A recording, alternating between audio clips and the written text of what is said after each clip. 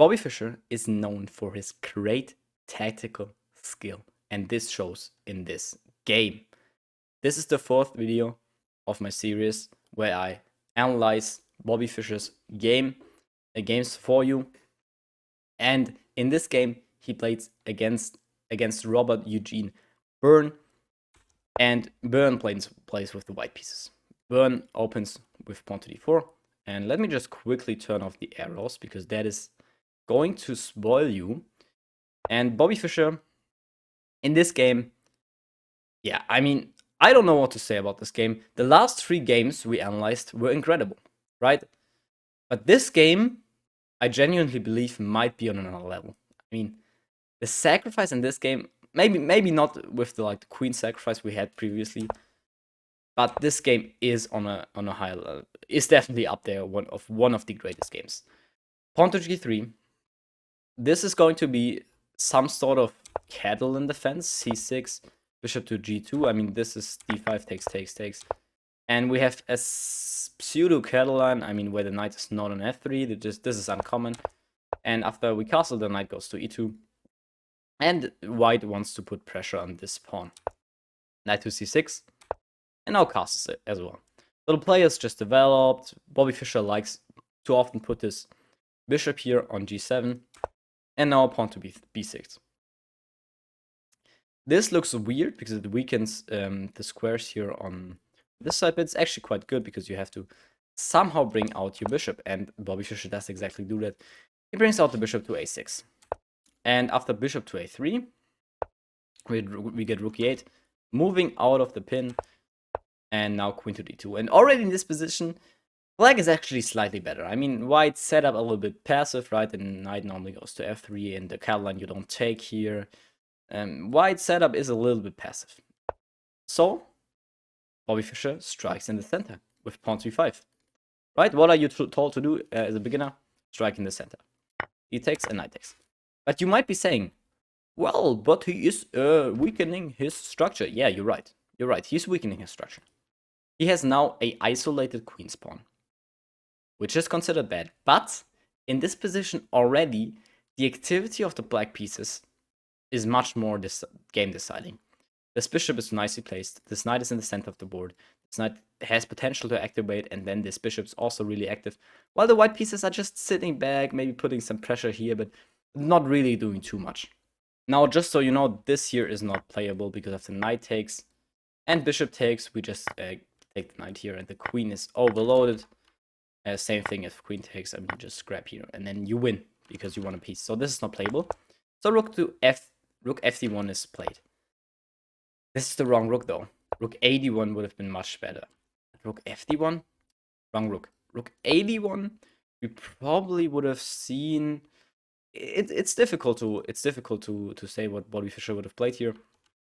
But on rook fd1, he simply goes knight to d3. This shows the activity of the black pieces, right? If your opponent can put a piece inside of your position like this, yeah, you're probably not that active. And now queen to c2. This move is a blunder. Why is it a blunder? I mean, come on, this threatens, I mean, let's say he does nothing. This threatens this, right? So how can this be a blunder? Must be a great move. No. In this position, Byrne missed a fatal strike. Knight takes f2 out of nowhere. Utilizing the activity of the black pieces in this position, sacrificing the knight on f2. The king has to take, right? Else you're gonna lose the pawn and king is cooked. King takes. Knight g4 check. Knight goes here and checks the king.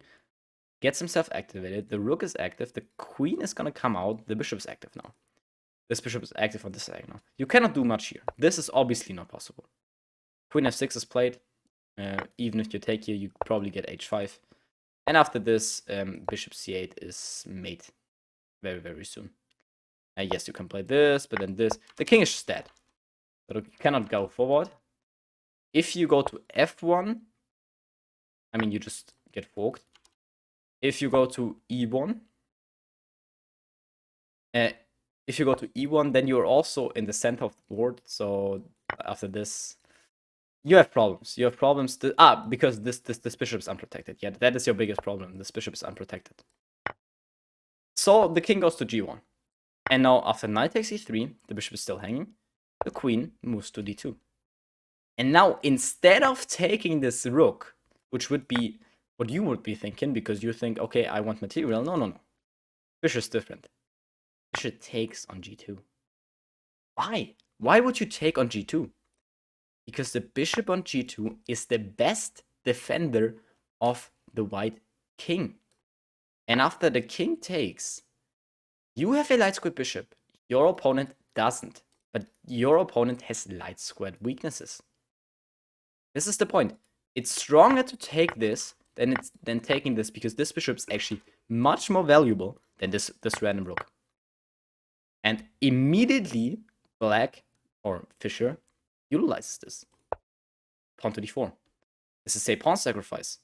And after knight takes on d4, bishop to b7 check. Immediately. This is what I just told you. The light squares are the problem here. King f1. Slightly inaccurate. Queen d7.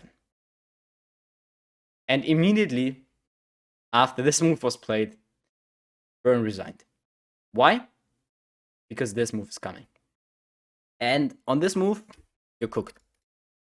The light squares are again abused. Let's say queen f2. You have a beautiful mate here. A beautiful sacrifice, rather. Queen s3 check. King goes to g1. And in this position, Bobby Fischer would have played the brilliant rook e1 check. He saw this beforehand. The queen cannot take because then it's checkmate. And the rook has to take. So then bishop to take. But then bishop takes d4. The rook is deflected from the defense of this knight. And after the rook takes, yet bishop takes c4. And the queen is pinned. And the queen sadly cannot take because then it's mate again. So you're gonna lose the queen. And you're gonna lose the game. I mean, there's nothing to play here. It's minus 30 by the engine. Beautiful. Beautiful sacrifice here on f2. And then not cashing in on the rook, but realizing that this is the best defender of the king. And just having this beautiful attack here against the white pieces. Yeah, this was the game. I hope you enjoyed it. If you want to get your chess games analyzed by me, hit the first link in the description. If you enjoyed this video and you don't want to miss out on the top 10 chess games by Bobby Fischer, hit the like and subscribe button right now, and I see you in the next video.